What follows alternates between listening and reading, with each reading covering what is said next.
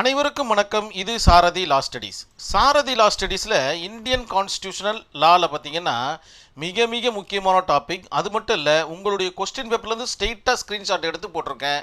Explain the salient feature of Indian constitution, அதாவது இந்திய அரசியலமைப்பு சட்டத்தின் முக்கிய அம்சங்கள் என்ன அப்படின்ற மாதிரி கேட்குறாங்க. இந்த இடத்துல கொஞ்சம் டிஸ்கஸ் பண்ணால், முக்கிய அம்சங்கள், ஒரு அம்சங்கள் இல்லாத எந்த ஒரு புத்தகத்தையும் யாரும் எழுதுறதுக்கு விரும்ப மாட்டாங்க. ஏதோ ஒரு விஷயத்தை சொல்ல வந்தால் மட்டும்தான் அந்த புத்தகமாக மாறும். அந்த மாதிரி பல சிறப்பு அம்சங்களை கொண்டது தான் இந்த இந்தியன் கான்ஸ்டியூஷனல், இந்திய அரசியலமைப்பு சட்டம். எதை பேஸ் பண்ணினா, இந்தியா முழுமைக்கும் பேஸ் பண்ணின ஒரு புத்தகம் தான் இந்த இந்திய அரசியலமைப்பு சட்டம். இன்னும் சுருக்கமாக சொல்லப்போனால், இந்த புத்தகம் தான் நமது இந்திய திருநாட்டை ஆள்கிறது அப்படின்ற மாதிரியும் உங்களுடைய ஆன்சர் ஷீட்டில் இருக்கிற மாதிரி பார்த்துக்குங்க. இந்த புத்தகத்தை நான் கண்ணில் கூட இது வரைக்கும் பார்த்ததில்லை. ஆனால் இந்த புத்தகம் இந்தியாவை ஆளுது அப்படின்ற மாதிரி சொல்கிறீங்க அப்படின்னு பார்த்தீங்கன்னா, ஈச் அண்ட் எவ்ரி மூமெண்ட்டும் இந்தியன் கான்ஸ்டியூஷன் நம்மளை ஆக்ட் பண்ணிக்கிட்டே இருக்குது. நீங்கள் சுதந்திரமாக பேசுகிறதா இருந்தாலும் சரி, சுதந்திரமாக நடக்கிறதா இருந்தாலும் சரி, வேறு எதனா வேலையில் போய் சேரதா இருந்தாலும் சரி, உணவை உட்கொள்கிறதா இருந்தாலும் சரி, கோவில் தலங்களுக்கு செல்வதாக இருந்தாலும் சரி, எல்லா இடத்துலையுமே இந்த இந்தியன் கான்ஸ்டியூஷனல் நமக்கு உதவிகரம் புரியுது. இதுதான் பார்த்தீங்கன்னா உண்மையான ஒரு விஷயம். இவ்வளவு சிறப்பு அம்சங்களை கொண்ட அந்த கான்செப்டுக்கு பேர் தான் சேலியன்ட் ஃபியூச்சர், முக்கிய அம்சங்கள் தமிழில். இந்த இடத்துல நீங்கள் ப்ரியாம்பிளை மறந்துட்டு இந்த ஆன்சரை உங்களால் எழுத முடியாது. உங்களுடைய ஆன்சர் ஷீட்டில் கண்டிப்பாக ப்ரியாம்பிளுக்கு முக்கியத்துவம் கொடுங்க. ஏன்னா ப்ரியாம்பிளில் இருக்கக்கூடிய மிக முக்கியமான கான்செப்ட்லாம் இதில் இருக்குது. அதே போல் எந்த வகையான கேஸ் ஸ்டடியும் இதுக்கு சூட்டபிள் ஆகும். ஏன்னா ஒவ்வொரு கேஸ் ஸ்டடிக்கும் ஒரு மோட்டிவேஷன் இருக்கும். என்னுடைய சுதந்திரம் பறிக்கப்பட்டது, என்னுடைய இடத்தை பறித்து விட்டார்கள், இந்த மாதிரியான ஏதோ ஒரு ப்ராப்ளம் இருக்கிறதுனால தான் நம்ம ஒரு கேஸாக அது மாறுது. எல்லாமே எந்த கேஸாக இருந்தாலும் இந்த சேலியன் ஃபியூச்சருக்குள்ளே அடங்கிடும். அதனால் நீங்கள் சங்கரி பிரசாத் தான் எழுதணுமான்னு கேட்டிங்கன்னா கிடையாது. இதற்கு முந்தின இருக்கிற 4 கேஸ் ஸ்டடியில் எதை வேணாலும் எழுதலாம். ஆனால் இந்த கான்செப்ட் கூட நீங்கள் தொடர்பு பண்ணி எழுதணுன்றது தான் உங்களுடைய மிக முக்கியமான வேலை. எக்ஸாம் எழுதுறதே ஒரு பெரிய ஒரு கலை. அந்த கலையை நீங்கள் புரிஞ்சுக்கிட்டீங்கன்னா நோ அரியர்ன்ற பேச்சுக்கே இடம் கிடையாது. ஏன்னா எக்ஸாம் பேப்பரை திருத்துறவங்க அதை மட்டும்தான் எதிர்பார்க்குறாங்க உங்ககிட்ட இருந்து. சும்மா எல்லாரும் எழுதுகிற மாதிரி எழுதுனா அது மார்க் கம்மியாகிறதுக்கு உண்டான வாய்ப்புகள் இருக்குது. அதனால் கொஞ்சம் தனித்துவமாக பாயிண்ட்ஸுங்களை எக்ஸ்ட்ரா பண்ணி, வார்த்தைகளை சரியாக உபயோகப்படுத்தி இந்த மாதிரி பண்ணிங்கன்னா அரியர் இல்லாமல் பாஸ் பண்ணிட்டு வரலான்றது என்னுடைய தாழ்மையான கருத்து. ஸோ முக்கிய அம்சங்களில் முதல்ல பார்க்க போகிறது என்னன்னு பார்த்தீங்கன்னா, ரிட்டன் கான்ஸ்டிடியூஷன் அப்படின்னா என்னென்னா, நமது இந்திய அரசியலமைப்பு சட்டம் எழுதப்பட்ட ஒரு அரசியலமைப்பு சட்டம். Is not oral, it's a written. அப்படி என்னெல்லாம் எழுதியிருக்காங்க அப்படின்னு பார்த்தீங்கன்னா, மத்திய அரசாங்கத்தினுடைய அதிகாரங்கள் என்ன, அவர்களுடைய கடமைகள், உரிமைகள், டியூட்டிஸ். அதே மாதிரி இது சென்ட்ரல் கவர்மெண்ட்டு, இது ஸ்டேட் கவர்மெண்ட்டு. ஸ்டேட் கவர்மெண்ட்டுடைய உரிமைகள் என்ன, அதிகாரங்கள் என்ன, கடமைகள் என்ன, இந்த மாதிரியான விவகாரங்கள். அதுக்கப்புறம் பார்த்தீங்கன்னா நீதித்துறை, ஜுடிஷியரி டிபார்ட்மெண்ட் இருக்கு இல்லைங்களா, நம்ம படிக்கிறோம் பாருங்கள், அந்த கான்செப்டில் இருக்கக்கூடிய அவர்களுடைய பணிகள் என்ன, அதிகாரங்கள் என்ன, அந்த மாதிரியான கான்செப்டை விவரிக்குது.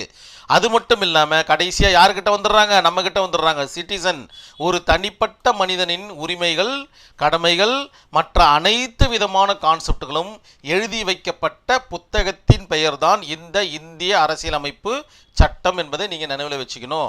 ஸோ இதுதான் உங்களுடைய ஆன்சர் ஷீட்டில் 1 by 1 அழகாக நீங்கள் நரேட் பண்ணோம். முடிஞ்ச அளவுக்கு பாயிண்ட்டாக போட்டுட்டு அண்டர்லைன் பண்ணிவிட்டு எழுதுங்க. கரெக்ஷன் பண்ணுறவங்களுக்கு மிக அற்புதமாக புரிய வரும். அடுத்தது பார்த்தீங்கன்னா பார்லிமெண்ட்ரி டெமோக்ரஸி. டெமோக்ரஸினா என்னன்னு தெரியும், ஜனநாயக அமைப்பு, அதாவது மக்களாட்சி அப்படின்ற மாதிரியான கான்செப்ட். நமது இந்திய அரசியலமைப்பு சட்டம் என்ன சொல்ல வருது அப்படின்னு பார்த்தீங்கன்னா, நம்மளுடைய இந்தியாவை மக்களால் தேர்ந்தெடுக்கப்பட்ட நபர்கள் தான் ஆள வேண்டும். மிக அற்புதமான ஒரு கொள்கை இது. ஸோ அப்படி தான் நம்ம இந்தியன் கவர்மெண்ட்டு ரன் ஆகிட்டு இருக்கு இப்போ வரைக்கும். ஸோ பார்லிமெண்ட்ரி டெமோக்ரஸி என்னன்னு பார்த்தீங்கன்னா, மக்களால் நேரடியாக பிரதிநிதிகளை தேர்ந்தெடுத்து பார்லிமெண்ட்டுக்கு அனுப்பக்கூடிய ஒரு கான்செப்ட் தான் இந்த பார்லிமெண்ட்ரி டெமோக்ரஸி. இந்த இடத்துல யார் வேணாலும் போகலானும், இந்திய அரசியலமைப்பு சட்டம் சொல்லுது, நீங்களும் போகலாம், நானும் போகலாம், உங்களுடைய நண்பர்களும் போகலாம். ஸோ அதற்கு தகுந்தாற் போல் நம்மளை வடிவமைச்சிக்கணுன்றது தான் கான்செப்ட். அடுத்தது பார்த்தீங்கன்னா சூப்ரமைசினா என்ன அப்படின்னு பார்த்தீங்கன்னா மிக அற்புதமான ஒரு கான்செப்ட். இதெல்லாம் இல்லாமல் உங்கள் ஆன்சர் ஷீட்டில் நீங்கள் இன்விஜிலேட்டர்கிட்ட கொடுத்தீங்கன்னா அது ஒரு வாய்டான ஒரு பேப்பராக நான் கருதுறேன். நான் இந்த இடத்துல சூப்ரமைசினா என்னன்னா, இந்திய அரசியலமைப்பு சட்டம் தான் நாட்டின் மிக உயரிய ஒரு கான்செப்ட். இதற்கு மேலே ஒன்றுமே கிடையாது. நீங்கள் என்ன தத்துவம் சொன்னாலும் சரி, அது எல்லாமே இதற்கு கீழே தான் வரும் அப்படின்ற மாதிரி சொல்லது தான் இந்த சூப்ரமைசி மீன்ஸ் என்னன்னா ஒரு உச்சத்தனம்னு அர்த்தம். இருக்கிறதுலே உச்சத்தனமான புத்தகம் இந்திய அரசியலமைப்பு சட்டம்.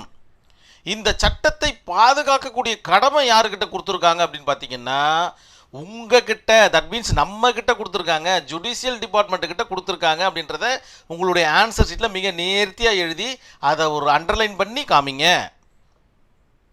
நீதிமன்றங்கள் தான் இந்த அரசியலமைப்பு சட்டத்தை பாதுகாக்கின்றன என்பதில் சிறிதளவு மையம் கொள்ள வேண்டாம். அதே போல இந்த புத்தகத்திற்கு எதிராக எந்த ஒரு புத்தகம் வந்தாலும் அந்த சட்டம் செல்லாது அப்படின்ற மாதிரி சொல்லிட்டாங்க. இந்திய அரசியலமைப்பு சட்டத்தை தழுவினார் போல வரக்கூடிய சட்டங்கள் அனைத்தும் செல்லும். இதற்கு அகைன்ஸ்டாக இருக்கக்கூடிய சட்டங்கள் செல்லவே செல்லாது அப்படின்ற மாதிரி உங்களுடைய ஆன்சர் ஷீட்டில் மிக தெளிவாக எழுதிருங்க. அடுத்தது இண்டிபெண்ட் ஜுடிஷியரி. நம்ம கான்செப்டில் தான் வந்து நிற்கிது. ஜுடிஷியரினா யார்? நீதிமன்றங்கள் தான் அர்த்தம். சுதந்திரமாக, இண்டிபெண்ட்னா தனித்துவமான அல்லது சுதந்திரமான ஜுடிஷியரின்னு அர்த்தம்.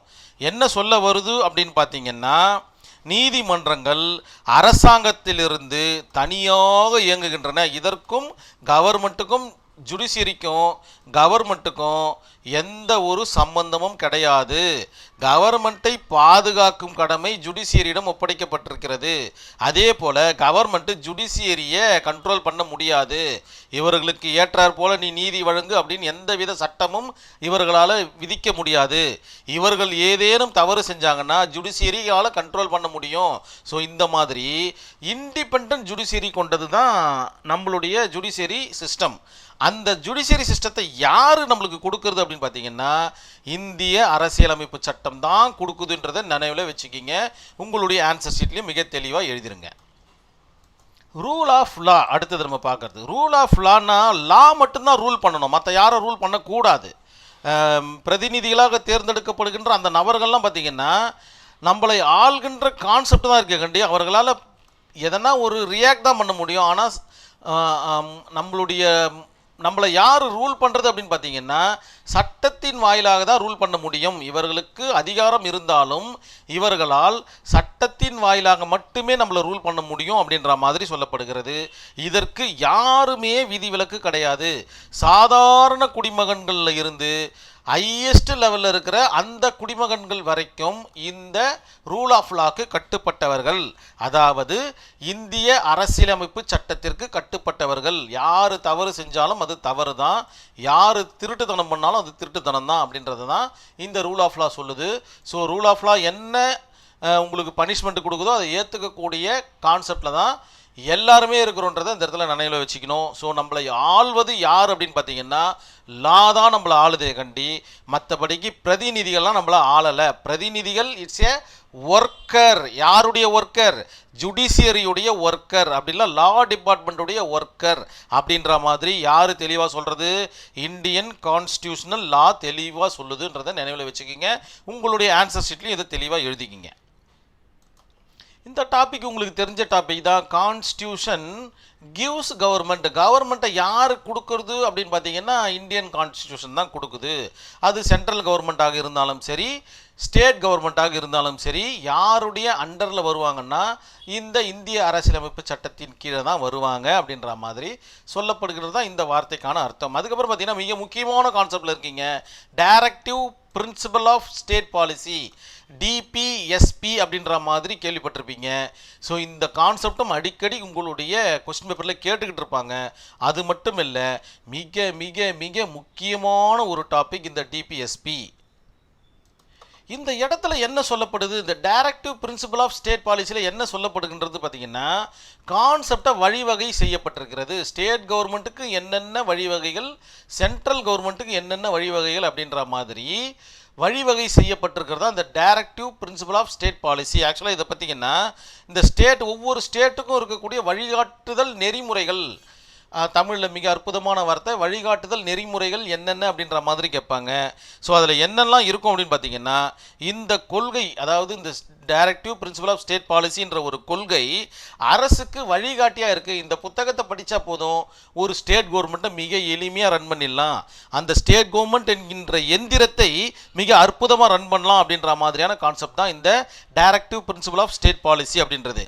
இதில் என்னெல்லாம் இருக்குன்னு பார்த்தீங்கன்னா, பொருளாதாரத்தில் சமத்துவம், அது ஆக்சுவலாக பார்த்தீங்கன்னா ஓல் கான்செப்ட் சொல்கிறது, இது தனியாக சொல்கிறது. அதாவது இந்தியா முழுமைக்கும் இந்தியன் கான்ஸ்டியூஷன்னா ஸ்டேட்டுடைய கான்செப்டில் இந்த directive principle of state policy concept வழிவகை செய்யுது அப்படின்ற மாதிரி நம்ம இந்த இடத்துல அண்டர்ஸ்டாண்ட் பண்ணிக்கிங்க. அப்படின்னா இந்தியாவுக்கு இந்தியன் கான்ஸ்டியூஷன், ஸ்டேட்டுக்கு டிபிஎஸ்பி அப்படின்ற மாதிரி ஞாபகம் வச்சுக்கிங்க. சரி, பொருளாதாரத்தில் சமத்துவமாக இருக்கணும் அப்படின்ற மாதிரி சொல்லப்படுது. தொழிலாளர்களுடைய நலனை பேணி காக்கணும் அப்படின்ற மாதிரி சொல்லுது. பெண்களுடைய நலனை இல்லை பெண்களை பார்த்திங்கன்னா சமமாக பாவிக்கணுன்ற மாதிரி சொல்கிறது. அதுக்கப்புறமா எல்லோருக்கும் இலவச கல்வி கொடுக்கணும் அப்படின்ற மாதிரி சொல்கிறது. இது மட்டும் இல்லை, இன்னும் பல விஷயங்கள் பார்த்திங்கன்னா டிபிஎஸ்பியில் சொல்கிறாங்க. நம்ம என்னெல்லாம் நம்மளுக்கு தேவையான ரெமிடிஸ் கேட்டு போகிறோமோ அது எல்லாம் எங்கே இருக்கும் அப்படின்னு பார்த்தீங்கன்னா இந்த டிபிஎஸ்பிக்குள்ளே தான் இருக்கும் அப்படின்றது. இந்த டிபிஎஸ்பியை கொடுத்தது யாருன்னு கேட்டிங்கன்னா இந்தியன் கான்ஸ்டியூஷன் கொடுக்குது. இவ்வளோ தான் விஷயம். உங்களுடைய ஆன்சர் ஷீட்டில் இந்த சேலியன் ஃபியூச்சரில் நோட் பண்ணிக்கிங்க. இந்த justice and social and economics and secularism and political, இந்த 4 வார்த்தைகளும் பார்த்திங்கன்னா எங்கே இருந்து எடுக்கப்பட்டது அப்படின்னு பார்த்தீங்கன்னா ப்ரியாம்பிள்லேருந்து எடுக்கப்பட்டது. ஸோ ப்ரியாம்பிளில் இருக்கக்கூடிய கான்செப்டை அமெண்ட்மெண்ட் பண்ணலாம் அப்படின்ற ஒரு கேஸ் ஸ்டடி ஒன்று சொல்லுது, அமெண்ட்மெண்ட்டே பண்ணக்கூடாதுன்னு ஒரு கேஸ் ஸ்டடி சொல்லுது. ஆனால் இந்த 4 வார்த்தைகளையும் இனி அமெண்ட்மெண்ட்டே செய்ய முடியாது என்பது தான் மிக உத்தமமான ஒரு வார்த்தை. அதனால் இந்த கான்செப்டுக்கு உண்டான டீட்டெயில்ஸை நீங்கள் ப்ரியாம்பிள்லேருந்து எடுத்துக்கோங்க. ஸோ நீங்கள் ப்ரியாம்பிள்ன்ற வீடியோவையும் நீங்கள் பார்க்கணும் அப்படின்றத இந்த இடத்துல அர்த்தமாக தெரிஞ்சுக்கிங்க. அதுக்கப்புறம் கல்ச்சரல் அண்ட் எஜுகேஷனல் ரைட்டு, நம்மளுடைய மதம் சம்பந்தமான விஷயங்கள், நம்மளுடைய மொழி சம்பந்தமான விஷயங்கள், நம்மளுடைய உணவு பழக்கம் வகையான சம்பந்தங்கள், இந்த மாதிரி எந்த கல்ச்சரல் நீங்கள் வச்சுருந்தாலும் அதை உங்களுக்கு உண்டான கல்ச்சர் என்றும், அதே போல் எஜுகேஷ்னல் ரைட்ஸ் நம்ம இங்கே சொன்ன பார்த்தீங்களா டிபிஎஸ்பியில், அதே இந்த இடத்துல தெளிவாக சொல்கிறாங்க, எஜுகேஷ்னல் ரைட்ஸு இருக்குது.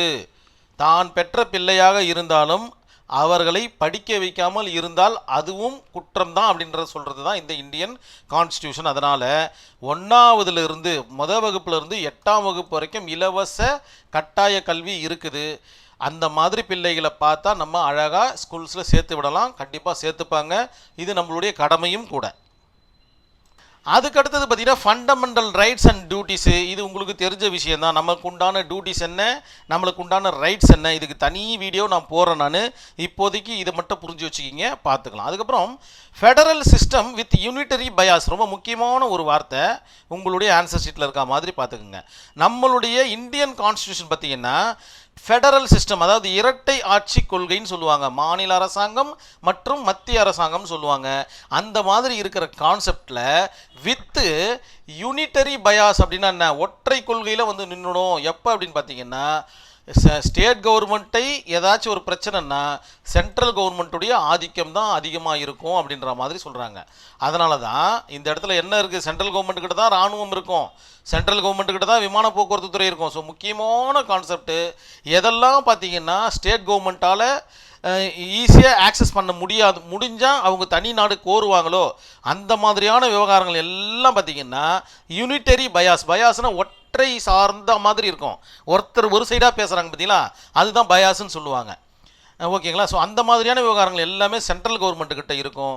மற்றதெல்லாம் பார்த்திங்கன்னா பகிர்ந்தளிக்கப்படும். அப்போ தான் பார்த்திங்கன்னா இந்த இந்திய நாடு சரியாக இயங்கும் அப்படின்ற மாதிரி. இந்த யூனிட்டரி பயாஸ் இல்லை, எல்லாமே லிபரலாக இருந்துச்சுன்னா ஒவ்வொரு ஸ்டேட்டும் தனித்தனியாக மிலிட்ரி ஃபோர்ஸை ஏற்படுத்திக்கும், ஒரு ஸ்டேட்டும் தனித்தனியாக விமான போக்குவரத்தை ஏற்படுத்திக்கும். ஸோ அப்போது ஸ்டேட்டுன்ற கான்செப்ட்டுக்கு போயிட்டு ஒரு நாடுன்ற கான்செப்ட்டுக்கு வந்துடும். நம்ம இந்தியாவை பொறுத்த வரைக்கும் சொல்கிறேன் நான், இந்த மாதிரி ஆகக்கூடாதுன்றதுக்கு தான் federal system with unitary bias அப்படின்ற கான்செப்ட். அதுக்கடுத்தது பார்த்தீங்கன்னா அமெண்ட்மெண்ட் ப்ரொசீடிங். இந்த இந்தியன் கான்ஸ்டியூஷன் அமெண்ட்மெண்ட் பண்ண முடியுமா அப்படின்ற மாதிரி ஒரு கேஸ் ஸ்டடி வந்தது. பண்ண முடியும், பண்ண முடியாது, இந்த மாதிரி பலதரப்பட்ட வார்த்தைகள் இருந்திருக்கு. இப்போ பார்த்தீங்கன்னா 100க்கும் மேற்பட்ட அமெண்ட்மெண்ட்டு நடந்திருக்கு. அதாவது சட்ட திருத்தங்கள் நடந்திருக்கு. ஆர்டிக்கலை பார்த்தீங்கன்னா கரெக்ஷன் பண்ணிப்பாங்க. இந்த ஆர்டிக்கல் அக்காலகட்டத்தில் ஒரு மாதிரி இருந்தது. இப்போ கூட பாருங்கள், ஜம்மு அண்ட் காஷ்மீர்ன்ற ஒரு கான்செப்டை பார்த்தீங்கன்னா கரெக்ஷன் பண்ணி இப்போ அது ஒரு தனி மாநிலமாக ஆக்கிட்டாங்க. இந்த மாதிரியான அமெண்ட்மெண்ட்டு இந்த இடத்துல தான் எழுதுவாங்க. தட் மீன்ஸ் இந்திய அரசியலமைப்பு சட்டத்தில் தான் எழுதுவாங்கன்றதை நினைவில் வச்சுக்கிங்க. 100க்கும் மேற்பட்ட அமெண்ட்மெண்ட்டை சந்திச்சிருக்கு இந்த இந்திய அரசியலமைப்பு சட்டம். கண்டிப்பாக இந்த வீடியோ உங்களுக்கு புரிஞ்சிருக்கும் நான் நம்புகிறேன். நான் நம்மளுடைய சாரதி லா ஸ்டடீஸில் ஒரு வாட்ஸ்அப் குரூப் ஒன்று ரன் ஆகிட்டு இருக்குது. இதில் இணையணும்னு ஆசைப்பட்டீங்கன்னா உங்களுடைய பெயர் மற்றும் லிவிங் பிளேஸை நீங்கள் எனக்கு வாட்ஸ்அப்பில் டெக்ஸ்ட் பண்ணிங்கன்னா நான் குழுவில் இணைச்சிருவேன். நேரடி பயிற்சி வகுப்புகளுக்கு இது உதவிகரமாக இருக்கும்னு நம்புகிறேன். கண்டிப்பாக இணைவீங்க அப்படின்ற நம்பிக்கையோட இந்த வீடியோவை நான் கம்ப்ளீட் பண்ணிக்கிறேன். நன்றி, வணக்கம்.